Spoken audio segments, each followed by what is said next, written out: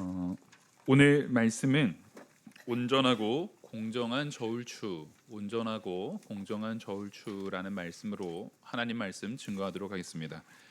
성경을 보면은요, 도량형에 대한 부분이 굉장히 세밀하게 나옵니다. 사실 이 도량형이라고 말하면은 우리 이제 권사님들, 장로님들은 이제 좀 연세가 있으신 집사님들은 딱 알아듣지만 젊은 세대들은 잘 모를 거예요. 이게 부피나 길이나 뭐 이렇게 무게나 이런 것들을 재는 일종의 이 단위 체계를 하나로 딱 이제 이 국가가 바로 세워지기 위해서는 이 도량형이 반드시 통일돼야 됩니다. 그래서 요즘 같은 시대는 세계가 서로 무역하는 시대이기 때문에 이 도량형에 대한 부분을 거의 통일시킵니다. 보면은요, 단위가 다른 모든 나라들이 거의 다 뭐 킬로그램을 쓴다거나 뭐 센티미터, 미터 막 이런 걸 쓰는데 유독 미국만 다르게 써요. 세서 그래요, 그 나라가. 자기네들이 세니까 우린 다르게 써도 니네가 알아서 계산해 가지고 알아서 가지고 와. 뭐 이런 거예요. 그러니까 이 도량형을 통일시킨다라는 것은 그 사람들의 이익과 그 사람들이 공정하게 사회를 구성하는데 되게 중요한 거예요. 그래서 도량형은요, 그 모든 생활에 굉장히 밀접하게 적용되고 있습니다. 근데 성경을 보면 성경에는 도량형에 대한 부분들, 길이, 부피, 무게 이런 부분들에 대해서 굉장히 자세하게 많이 나옵니다. 오히려 자연과학에 대한 원리라든가 이런 것들은 많이 표현이 안 돼요. 근데 특별히 이런 생활을 하는 데 있어서 필요한 길이를 재는 거, 무게를 재는 거, 뭐 부피를 재는 거 이런 부분에 있어서는 굉장히 많이 표현됩니다. 좀 그 부분들을 우리가 조금은 알아두면 성경에서 이게 이런 식으로 표현되었구나라는 것을 알아둘 때에 굉장히 중요하게 우리가 성경을 읽을 때 중요하게 놓치지 않고 볼 수 있는 요소들이 있어서 오늘 요 말씀을 좀 드리고자 합니다. 그리고 하나님께서 성경에 이런 도량형에 대한 부분들을 잘 정리해 놓으신 데에는 하나님께서 큰 틀의 의미가 있다라는 거예요. 큰 틀의 의미가 있는데 그 뭐냐면 원칙적으로 하나님께서는요, 질서정연하신 하나님이라는 것입니다. 그리고 하나님께서는 하나님과 우리와의 약속. 자, 하나님이 우리를 택하시고 구원하시겠다라고 하는 것 자체가 하나님께서 우리를 향해서 약속하신 거거든요. 그 약속이 어겨지게 되면 우리는 하나님과의 언약 관계를 사람의 편에서는 어길 수가 없어요. 우리 편에서 어길 수 있는 수준의 내용이 아니에요. 우리는 하나님께서 만약에 나를 택했다라고 했을 때 그 택함을 받은 우리는요, 하나님께서 결국 그 택함 받은 자를 변화시켜서 결국 합력해서 선을 이루어서 그 사람을 반드시 하나님 보시기에 합당한 자로 이끄실 거라는 것을 믿습니다. 그래서 우리의 연약함에도 불구하고 우리의 부족함에도 불구하고 우리가 담대하게 죄인임에도 불구하고 하나님 앞에 나올 수 있는 거예요. 그래서 하나님께서는 이 약속이라는 것을 굉장히 중요하게 여기시고 약속을 반드시 신실하게 지키시는데 이 도량형이라는 것이 사회적 약속이거든요. 사회 안에서 반드시 이루어져야 되는 약속이거든요. 그래서 그 약속들에 대한 부분을 실생활에서 성경에서 굉장히 많이 표현하고 있어요. 특히 우리가 먼저 길이에 대한 부분을 좀 이렇게 그 규격들, 성경에 나타나는 규격들을 좀 간단하게지만 좀 빠르게 좀 알아보고 시작하고자 합니다. 우리가 보통 성경에서 제일 많이 알고 있는 그 단위들을 보면 우리가 보통 규빗 알고, 그죠? 규빗 알잖아요. 규빗이 되게 많이 나와서 그래요. 그리고 우리가 성경을 읽을 때 앞부분 읽다가 뒤에 가서 잘 못 읽잖아요. 선지서까지 잘 못 간단 말이에요. 선지서 가면은 막 거기 흰 뭐 별거 다 나오는데 앞에 처음에 하나님께서 성 막 지을 때 아니면 모세가 배 지을 때 그때 몇 규빗 이게 제일 많이 나와요. 그게 길이 규정이거든요. 그래서 규빗이 보통 이 길이는 사람의 몸을 기준으로 하는 게 많아요. 그래서 팔꿈치에서부터 손을 딱 폈을 때 이렇게 딱 날을 세워서 폈을 때 손끝까지가 이게 한 규빗입니다. 근데 요 길이가 보통 일반적으로 한 45cm 된대요. 그러니까 일반 다 큰 성인의 길이를 한 규빗이라고 말하는 거예요. 근데 이게 또 다른 게 뭐냐면 성전을 건축할 때 한 규빗은 달라요. 이 한 규빗에다가 뭐를 포함시키냐면 손이 있잖아요. 손을 이 공간 이게 약 7.5cm 된대요. 제가 재봤어요. 진짜 비슷하더라고요. 이 사람들이 다 그 비슷한 거예요. 그래서 여기에다가 요걸 딱 얹어요. 그럼 한 52.5cm 정도 되겠죠. 요거를 신성규빗이라고 합니다. 그러니까 하나님께서 성전을 지을 때 한 규빗은 일반적인 생활 속에서 사용하는 한 규빗하고 좀 다르게 하신 거예요. 이게 왜 그러냐면 성전을 지을 때 내용을 보다 구별시켜 놓으신 거예요. 그래서 이거는 딱 언제만 쓰냐면 그 성전 안에서만 써요. 신성규빗이니까 일반적인 사회 속에서는 사용하는 단위가 아닙니다. 일반적인 사회에서는 사용하는 단위가 아니에요. 딱 성전 안에서만 사용해요. 그래서 그 에스겔 43장 13절 보시면은요. 제단의 크기는 이러하니라. 한 자는 팔꿈치에서부터 손가락에 이르고, 팔꿈치에서 손가락이죠. 그리고 손바닥 넓이를 더한 것이라. 손바닥 넓이를 더한 요 길이를 가지고 제단 밑받침의 높이 한 척이요. 이게 한 척이라고 하는 거예요. 원래는 이게 한 규빗 한 척인데 그걸 한 척이라고 하는 거예요. 그래서 사방의 가장자리의 너비는 한 척이며 그 가로둘린 턱의 너비는 한 뼘이니 이는 제단 밑받침이요. 여기서 우리가 뭘 봐야 되냐면 굉장히 중요한 의미가 있어요. 세상에서 규정하는 세상의 도량형은요. 막 이때 다르고 이때 다르고 그러면은 이거 됩니까 안 됩니까? 안 돼요. 그럼에도 불구하고 하나님께서 분명히 기준을 정하시는 건 뭐냐면 세상과 구별되는 하나님의 말씀의 법칙이 있으면 뭐가 우선인 겁니까? 하나님의 말씀의 법칙이 우선입니다. 그러니까 성전에서는 하나님이 이끄시는 통치 세계 속에서는 하나님의 명령이 바로 가장 중요한 원칙이라는 것을 우리에게 보여주고 있어요. 그것이 우리가 제일 많이 사용하는 단위인 규빗에서도 드러나고 있습니다. 그리고 성경에 또 길이를 재는 게 뼘이라는 게 있어요. 우리는 한 뼘 잴 때 어떻게 재나요? 제가 이거를요 어려서 구슬치기 할 때 우리가 한 뼘을 꼭 하거든요. 구슬치기 할 때 이걸 해요. 근데 동네마다 다른 거 아세요? 서울에 저희 외삼촌네 집에 놀러 가면은 거기에서는 서울 애들은 이게 한 뼘을 하면 중지가 제일 길어요. 이렇게 재요. 그래서 근데 제가 충청도에서 이제 저희 시골집을 가면 거기에서는 이렇게 재요. 여기 새끼 손가락하고 이렇게 뭐 또 충청도 안에서도 지역마다 또 달라요. 그러니까 이게 정리가 안 된 거예요. 근데 유대인은 딱 정해놨어요. 한 뼘이 어디냐면 이 새끼 손가락하고 엄지 손가락입니다. 이걸 한 뼘이라고 정해놓은 거예요. 그래서 이 한 뼘이 약 23cm 된대요. 근데 저는 그게 안 되더라고요. 좀 짧은가 봐요. 제가 이것도 짧고 이것도 짧고 하여튼 뭐가 좀 다 짧아요. 얼굴만 길고 이게 좀 짧은데 요 길이가 이게 정해져 있다라는 것을 요 한 뼘, 요 두 뼘이 이 한 규빗이에요.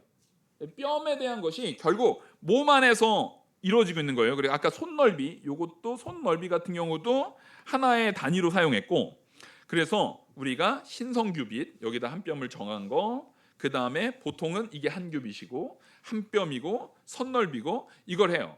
그래서 이것이 이제 길이를 측정하는 기준이었다고 하면은 그 다음에 우리가 제일 많이 알고 있는 게 뭐냐면 달란트 많이 알고 있잖아요. 사실은 이 달란트는요, 우리가 그 변화된 부분에 있어서 제대로 이해하지 못하고 있는 요소가 있어요. 이 달란트는 원래 무게를 다는 기준이죠. 무게를 다는 기준인데 무게에 있어서 제일 기준이 되는 것, 무게에 있어서 가장 처음에 기준이 되는 것은 뭐냐면 그것은 이제 게라입니다. 제일 작은 단위가 게라라는 거예요. 게라. 잘 못 들어보셨죠? 저도 이거 찾으면서 야, 이 목사가 이래도 되나 찾으면서 게라라는 게 있었어? 하고 봤어요. 이 게라가 어디에 나오냐면 출애굽기 38장에 나와요. 출애굽기 30장에 나와요. 거기서 보면 무릇 계수 중에 드는 자마다 성소에 세겔로 반 세겔을 낼지니 한 세겔은 20게라라 라고 하는 거예요. 그러니까 이 게라는 되게 작은 단위예요. 20게라가 모여야 우리 세겔은 많이 들었잖아요. 한 세겔인 거예요. 20게라가 한 세겔인 거예요. 그리고 그러니까 20게라니까 이게 한 세겔로 따지면 한 세겔이 11.4g 정도입니다. 그러니까 20게라니까 이게 한 0.5g 정도 돼요. 그러니까 되게 작은 단위예요.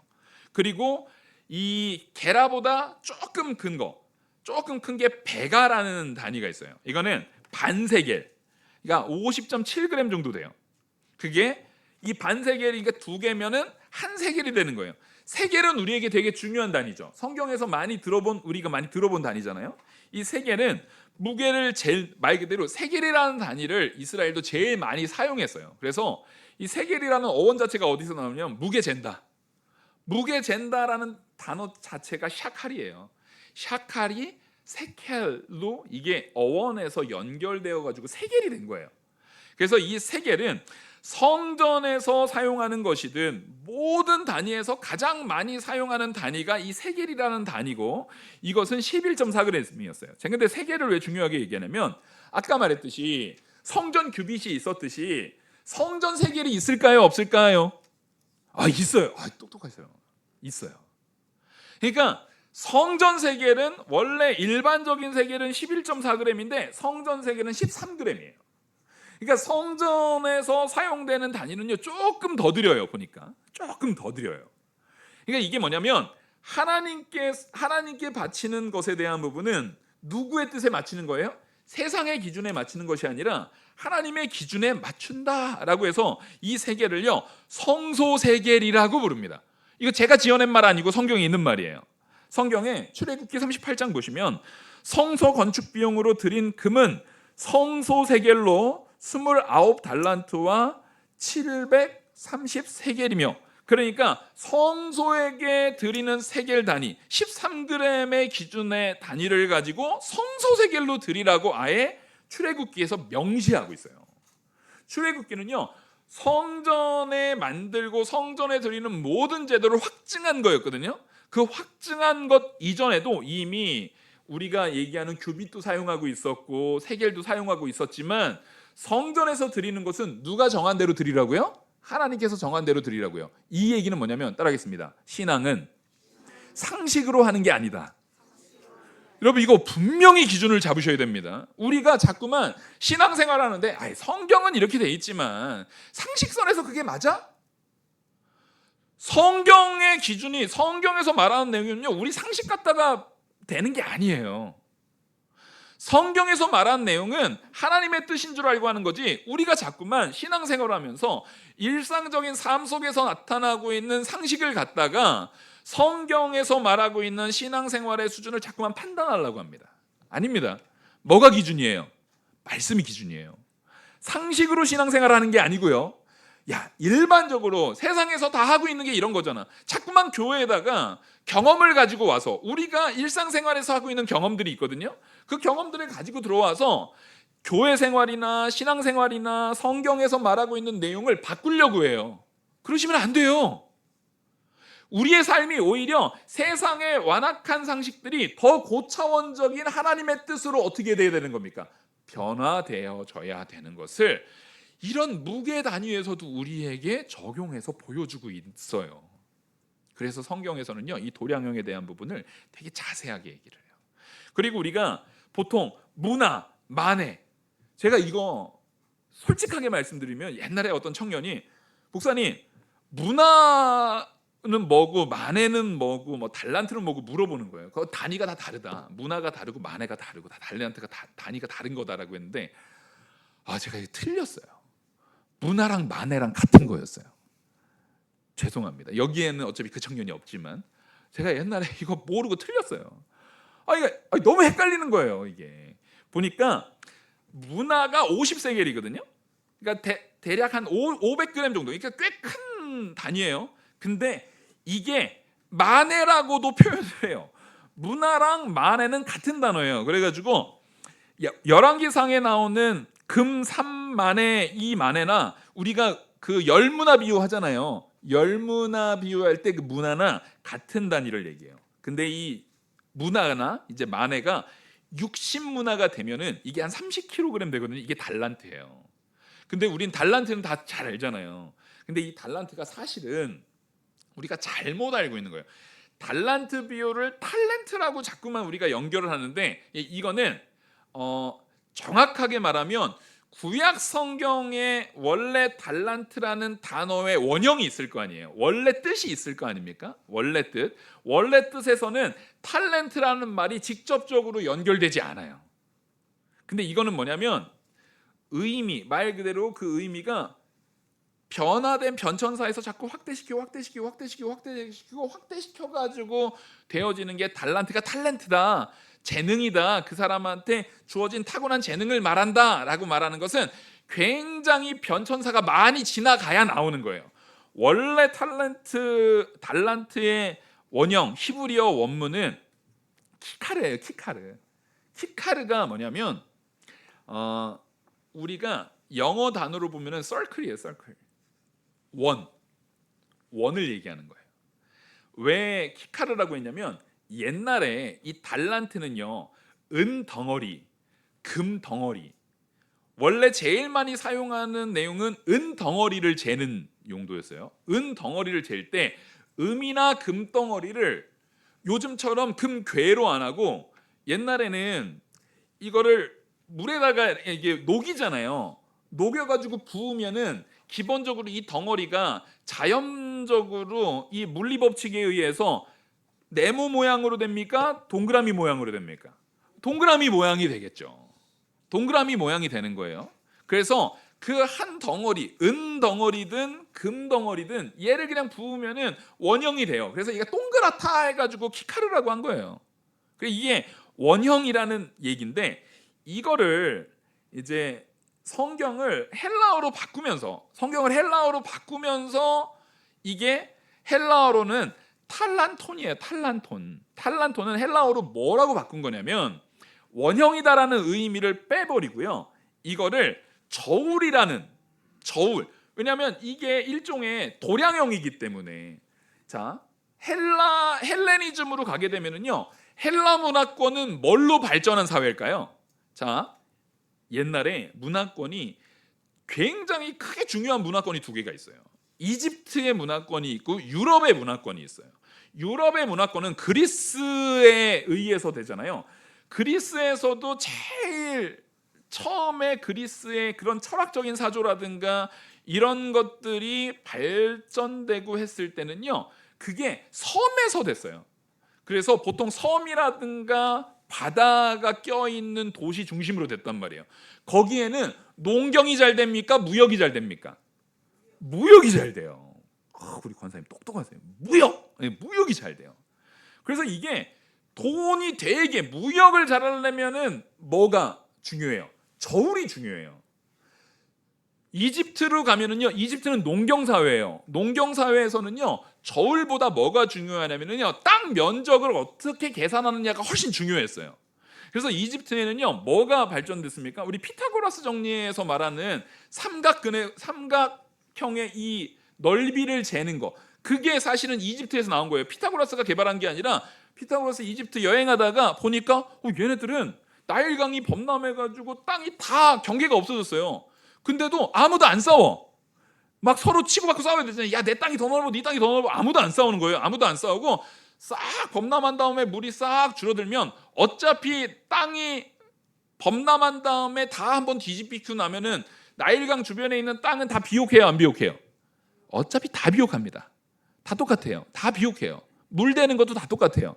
그러니까 면적만 맞으면 되니까 그 사람들이 다 재가지고 하는 거예요. 그래서 면적 재는 게 수학이 발전된 거예요. 거기가 이 그리스, 말 그대로 유럽 쪽은 뭐가 발전됐고요? 저울이 발전된 거예요.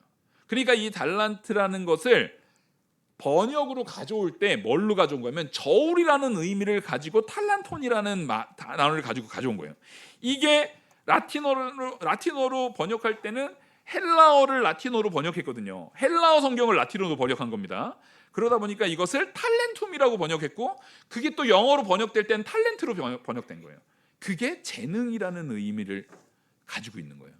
그러니까 사실은 요즘에 달란트는 하나님이 주신 재능입니다, 이렇게 설교하는 것은 너무 많은 의미의 확장을 시켜야 돼요. 그러니까 엄밀하게 딱 맞아떨어지는 비유는 아니에요. 이런 것들은 우리가 이 성경의 원래 의미를 좀 파헤치면서 그게 그 설교 자체가 잘못됐다라는 거 아닙니다. 그 의미는 많은 이런 의미의 확대 속에서 나오는 내용이었구나라는 것은 알고 듣는 게 우리한테 유익이 된다라는 거예요. 그러니까 성경은요, 그 사회 속에서 나타나는 이 단위에 대한 부분이 되게 중요하다라는 것을 분명히 전제하고 있다라는 거예요. 그리고 우리가 이제 부피에 대한 부분을 얘기할 때 이게 우리가 잘 못 보는 내용이 요때부터예요. 보통 우리가 잘 아는 것 중에 부피 중에 호멜 정도 알아요. 호멜 정도는 레위기에 나오거든요. 이게 부피 단위로 되게 큰 단위예요. 220리터예요. 이게 왜 호멜이냐면 호메르라는 뜻이에요. 호메르라는 뜻이 당나귀를 가리켜요. 당나귀가 하모르거든요. 근데 당나귀가 한 번에 짊어지고 나를 수 있는 무게라고 해서 호멜이라고 하는 거예요. 당나귀가 한 번에 짊어지고 나를 수 있는 양이 220리터였어요. 그래서 그걸 호멜이라고 한 거고요. 에바는 그 호멜의 10분의 1, 그리고 스아는 그 한 에바의 3분의 1.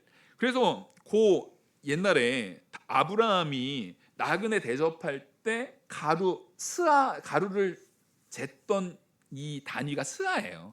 그러니까 이 단위 자체가 되게 고대 사회부터 사용하고 있었던 단위입니다. 그리고 오멜은 이제 추수 때에 보리 한 오멜이 에바 10분의 1 에바거든요. 이게 22리터가 되겠죠. 그래서 요 오멜, 그리고 요것들을 이제 그 부피를 재는, 곡식 같은 거 이런 거 부피를 재고야 하는데, 부피가 곡식도 있지만 액체도 있잖아요. 액체는 부피 앞에 곡식 부피하는 거랑 똑같아요. 이름만 달라요. 아까 220리터가 고르예요. 고르. 그러니까 호멜하고 사실상 같은 220리터인데 액체를 얘기할 땐 고르라고 말하고, 그 다음에 이게 옛날 개역 한글 성경 보시던 분들은 석이라고 했어요. 석이라고 했어요. 그리고 요 밭이 있어요. 밭. 이거는 에바와 같이 22리터예요. 근데 이게 되게 신기해요. 요거는 원어의 의미가 있는데 아마 여기에서 에바가 나가지 않았을까 생각이 들어요. 신기하게도 옛날에 이게 먼저인지 아니면 당나귀가 멜 수 있는 220리터가 먼저인지 모르겠지만, 이 바트가 딸이거든요. 딸. 옛날에는요, 딸들을 일을 엄청 시켰어요. 우리 한국도 그랬지만 이 고대 사회도 그랬어요. 그래서 딸이 이 항아리에다가, 옛날에 리브가가 물동이 지고 가잖아요. 물동이 지고 가는데 이 한 물동이를 이 소녀가, 기준이 소녀예요. 남자는 물동이를 짊어지고 다니지 않았습니다. 기준이 소녀예요. 소녀가 이 물동이를 짊어지고 옮길 수 있는 양이 밭이었어요. 그래서 바트가 딸인데 그 딸이 짊어지고 옮기는 양이다 해서 밭이에요. 밭. 이게 웃기죠. 그 눈에 넣어도 안 아플 딸은 그런 걸 왜 시켜요? 그 무거운 거. 22리터나 이거 옮겨야 돼. 이거 엄청 무거운 거예요. 22리터나 옮겨야 돼요. 이거. 그래서 솔로몬이 그 물두멍 만들잖아요. 솔로몬이 기본적으로 약간 교만이 있었던 사람이에요. 성전을 건축하는데 다 하나님이 다 정해줬거든요. 다 정해줬어요. 정해줬는데 딱 하나 크기를 정해주지 않은 게 있어요. 그게 뭡니까? 물두멍이에요. 물두멍. 그래가지고 물두멍 밑에다가 금박으로 씌운 소 12마리를 소를 놔두고 그 위에다가 물두멍을 놓는데, 아까 그 물두멍을 놋으로 만드는데요. 그 놋 두께가 얼마나 두껍냐면, 놋 두께가요, 아까 말했던 우리 손바닥 요거 7.5cm 있잖아요. 요 두께로 이 물두멍 두께를 만들었어요. 그러니까 엄청 무거운 거예요. 이게 너무 무거운 거예요. 엄청나게 커요. 그리고 얼마나 크게 만들었냐면 2,000밭. 요거 22리터를 2,000번 갖다 부어야 되는 양의 크기로 만들었어요. 그게 성경에 나와요. 보면 열왕기상 보면 바다의 두께는 한 손 너비, 아까 말했던 한 손 너비고 하고 그것에 가는 백합화의 양식으로 잔가지와 같이 만들었으니 그 바다에는 2000밭을 담겠더라. 2000밭을 담고도 남을 정도로 크게 만들었다는 거예요. 그러니까 하나님이 정해놓지 않은 것은 최대한 크게 만들어가지고 이것을 딱 보여줬는데, 이게 뭐가 문제였냐면 사람들이 하나님께서 정해놓은 것보다 그게 제일 눈에 띄는 거예요. 그리고 거기다 소를 갖다 박아놨잖아요. 나중에요, 북이스라엘과 남유다가 소 우상 만드는데, 우리 이번에 수요 예배 때 얘기했잖아요. 수요 예배 때 그 소에 대한 부분을 가지고 설교를 했는데, 그 소 우상을 만드는데 이게 영향을 미칩니다. 그래서 북이스라엘로 갈라질 때 여로보암이 북이스라엘과 남유다에다가 니네 이제 더 이상 유다로 북이스라엘의 이제 단과 베델에다가 야 너희 더 이상 이제 밑으로 내려갈 필요 없어, 여기서 제사 지면 돼 하면서 만들어 놓은 게, 단에다가 금송아지 하나 만들어 놓고 이 베델에다가 금송아지 하나 만들어 놔요. 여러분, 이게 하나님께서 정해놓으신 것에 있어서 사람이 자기 기준 가지고 너무 지나치게 하는 것이 좋아 보이지만요, 여러분 그렇지 않아요. 그게 꼭 좋은 게 아니에요. 우리는 언제나 내가 할 수 있는 능력에다가 표를 두지 말고 하나님께서 기뻐하실 뜻에다가 나의 능력이 이렇게 커도요, 거기다가 그것을 맞추는 요소가 있어야 돼요. 항상 기준이 누구여야 합니까? 하나님이어야 됩니다. 우리 안에 내가 재물이 많을 수 있어요. 내가 능력이 많을 수 있어요. 내가 지식이 많을 수 있어요. 근데 우리는 언제나 뭐에 달려야 되냐면 하나님의 기준의 저울에 달려야 돼요. 하나님이 기준으로 정하시는 그 저울추에 우리가 달려야 돼요. 그리고 가장 작은 단위는 흰이라고 합니다. 흰이라고 해가지고 이것은 6분의 1, 흰은 밭의 6분의 1이에요. 이렇게 지금 성경에 보니까 되게 다양한 내용들이 있잖아요. 다양한 내용들이 있어요. 제가 이거 나중에 한번 표로 작성해가지고 드릴게요. 그러니까 지금 나 그 아까 못 적었는데 안 적으셔도 돼요. 제가 빠뜨린 것도 있을 수도 있어요. 근데 지금 오늘 이 말씀을 이렇게 소개시켜 드리는 이유는 지금 도량형을 보다 보니까 계속 뭐예요? 세상의 상식과 하나님의 뜻 중에 뭐가 우선인 겁니까? 하나님의 뜻이 우선인 거예요. 세상의 상식과 하나님의 뜻 가운데 하나님의 뜻이 우선인 거예요. 근데 하나님의 뜻이 뭐냐면, 따라하겠습니다. 온전하고 공정한 저울추, 그걸 가지라는 게 하나님의 뜻이에요. 오늘 본문을 보시면 이래요. 너는 내 주머니에 두 종류의 저울추, 곧 큰 것과 작은 것을 넣지 말고. 이 얘기는 지금 아직 이스라엘 백성들이요, 가나안 땅에 들어가지도 않았어요. 근데 하나님께서 미리 예언적으로 말씀하시는 내용들이 있어요. 우리가 이번 수요 예배 때, 돌아오는 수요 예배 때 말할 것이 이제 말과 이제 노새 이거 가지고 말씀을 나눌 거거든요. 하나님께서 뭐라고 하냐면, 니네 가나안 땅으로 들어가면은 말을 많이 두지 마라. 전쟁을 위해서 말 많이 두지 마라, 이런 얘기를 해요. 근데 그 사람들은 아직 말은커녕 거기 들어가지도 않았는데, 근데 나중에 말을 누가 두려우냐면 솔로몬이 두려워요. 그것 때문에 하나님께서 굉장히 책망을 합니다.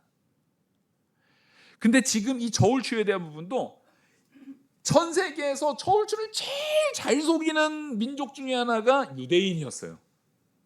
들어가기 전에 하나님께서 지금 이 말씀을 해줬잖아요. 신명기에서 말씀을 해줬음에도 불구하고 그들은 이걸 속여요. 왜요? 왜 속였습니까? 자기 이익을 위해서 이걸 속였어요.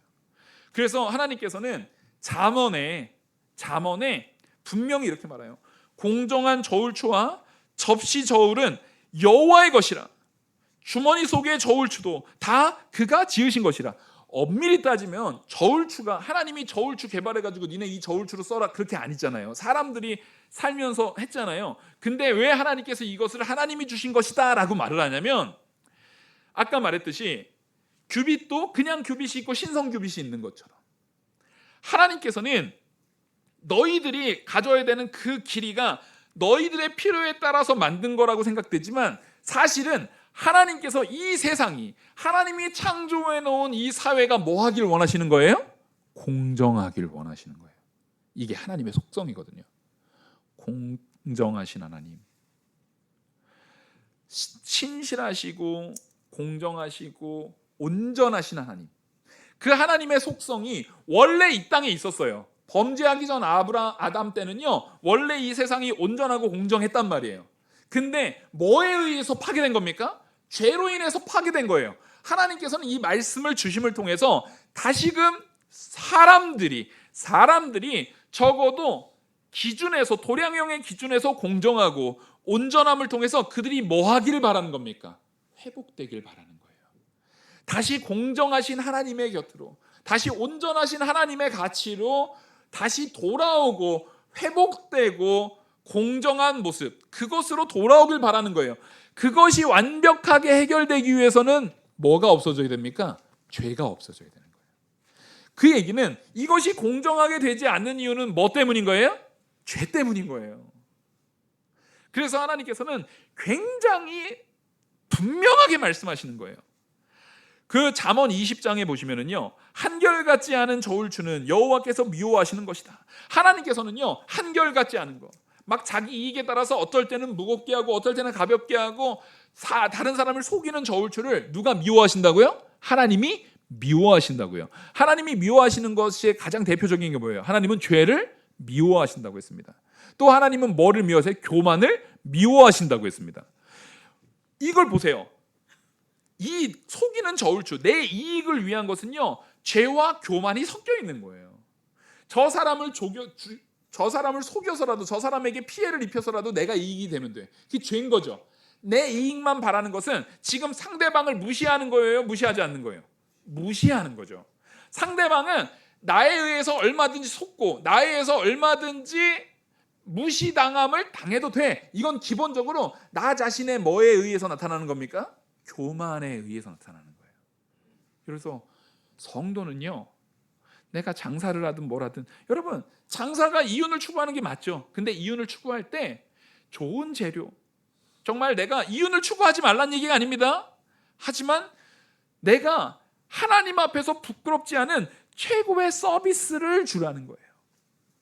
최고의 서비스를 드러내야 되는 거예요. 목회자도 마찬가지예요. 하나님께서 저에게 맡겼어요. 그러면 말씀을 준비하는 그 시간 하나하나마다, 정말 기도하는 시간 하나하나마다 내가 드릴 수 있는 최대한을 드리는 거예요. 우리 성도님들도 마찬가지예요. 하나님 말씀 앞에 내가 예배드리고 말씀대로 순종하는 그 모든 삶 속에서, 내가 직장 생활을 하더라도 직장 생활 속에서 누구에게 영광 돌리는 직장 생활을 해야 됩니까? 하나님께 영광 돌리는, 도량의 기준이 세상의 상식이 아니라 하나님의 명령이다라는 것을 마음에 새기고 살라는 겁니다. 그것이 바로 온전하고 공정한 저울추를 두라는 거예요. 옛날에는요, 우리 흔히 얘기하는 우리 저울을 처음 배울 때, 초등학교 때 그 과학 시간인가, 저 어렸을 때는 아마 그게 슬기로운 생활에서 배웠던 것 같아요. 슬기로운 생활이라고 책이 있었거든요. 그때 제일 먼저 나오는 게 양팔 저울 나오잖아요. 그 문방구 가면 그 팔았어요. 실에다가 나무 해가지고 이렇게 딱 해가지고 양팔 저울 하잖아요. 옛날엔 다 이 양팔 저울을 썼어요. 양팔 저울의 내용이 히브리어로는요 얼마나 재밌냐면, 양팔 저울이 모즈나임이에요. 모즈나임. 몰라도 돼요. 근데 귀 있잖아요. 귀의 말이, 귀를 말하는 말이 오즈나임이에요. 비슷해요, 안 비슷해요? 성경은요 일부러 언어 유희를 많이 하거든요. 히브리어에서 언어 유희를 가지고 표현하는 표현 방식이 되게 많습니다. 제가 성경에서 몇 번 많이 예를 들었어요. 오즈나임, 모즈나임, 이거 일부러 의도한 걸까요? 안 의도한 걸까요? 의도한 거예요. 자, 귀는 이렇게 달려 있습니까? 귀는 어떻게 달려 있어요? 양쪽에 똑같은 높이로 달려 있어요, 귀가. 그래서 너희가 저울을 할 때는 공정하게 해야 된다. 하나님이 너에게 준 이 신체를 균형 있게 주셨던 것처럼 공정하게 해야 됨을 아예 단어 자체에도 집어넣고 있어요. 하나님의 공정하신 속성을 단어 자체에다가도 집어넣고 있단 말이에요. 이게 우연이 아니에요.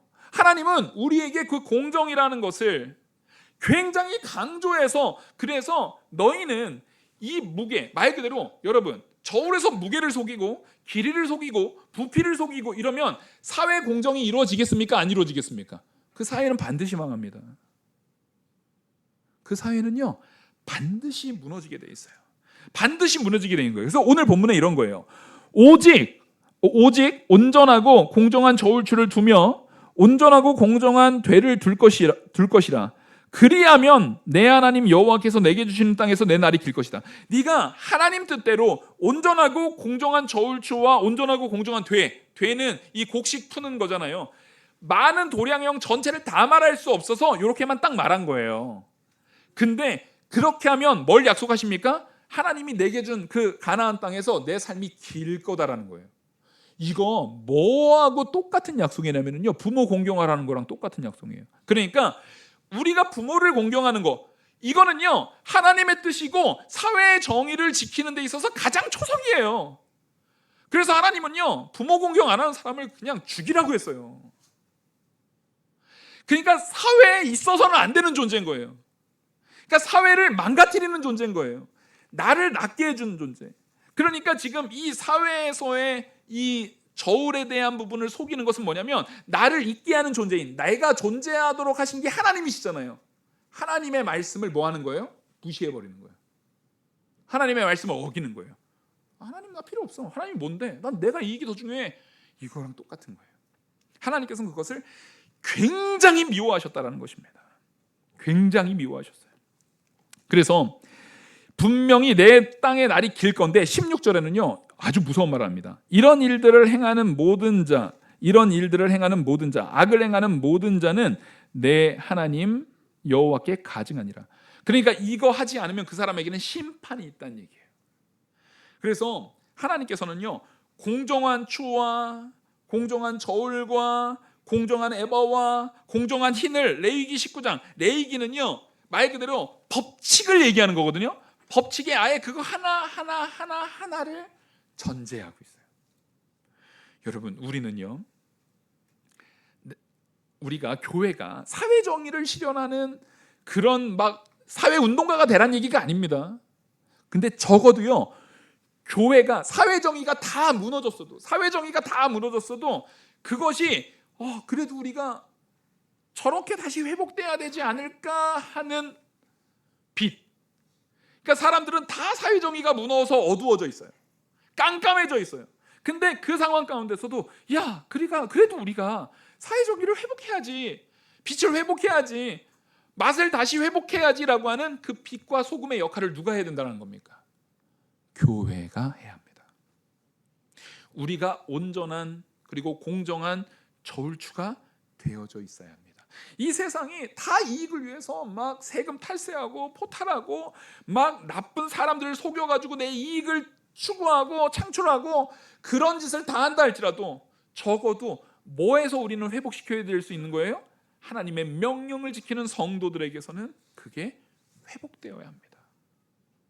그게 되지 않으면 사회는 결국 무너져요. 여러분, 마지막으로 이 말씀을 꼭 기억하십시오. 이스라엘이 왜 무너졌습니까?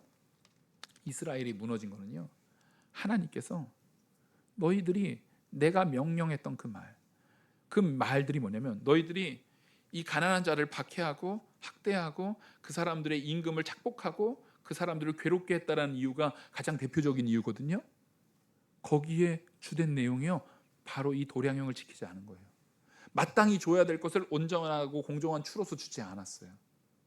이 사람을 속여가지고 내가 더 많이 세금을 걷고, 이 사람을 속여서 더 많은 것들을 내가 착복해버리고, 이 사람을 속여서 가짜로 주고 내가 더 많은 이익을 추구하면서 그 나라의 사회의 공정이 무너지니까 사람들이 호소하기 시작했어요. 이 나라 못 살겠습니다. 살 수가 없습니다. 그 기도를 하나님이 들으셨다라고 했어요. 그리고 이스라엘이 멸망했습니다. 여러분, 지금 오늘날 우리가 너무나도 안타깝게도 사회 공의가 무너진 것을 아이들까지도 알 정도로 세상이 피폐해져 있습니다. 이럴 때일수록 교회가 빛의 역할을 해야 됩니다. 우리부터 공정하고 온전한 저울추로서의 역할을 감당하셔야 합니다. 그 기준이 세상의 상식이 아니라 하나님의 말씀이 이러했기에 나는 온전하게 선다, 하나님의 말씀이 이러했기에 내가 공정하게 선다라는 마음가짐을 갖는 저와 우리 모든 성도님들 되기를 간절히 축원합니다. 기도하시겠습니다. 은혜와 사랑이 무한하신 하나님 아버지, 감사합니다. 온전하고 공정한 저울추를 하나님의 말씀의 뜻 안에서 세워나가는 성도 되기를 원합니다. 우리 모두가 그런 성도 되어서 이 세상이 아무리 죄악되고 혼택하다 할지라도 세상을 탓하고 세상을 원망하고 살아갈 자가 아니라 그 세상에 빛이 되어 비추고 그 세상에 소금이 되어 맛을 내는 우리가 되게 하여 주시옵소서. 이 모든 말씀 살아계시는 우리 주 예수 그리스도의 이름으로 기도 올리옵나이다. 아멘.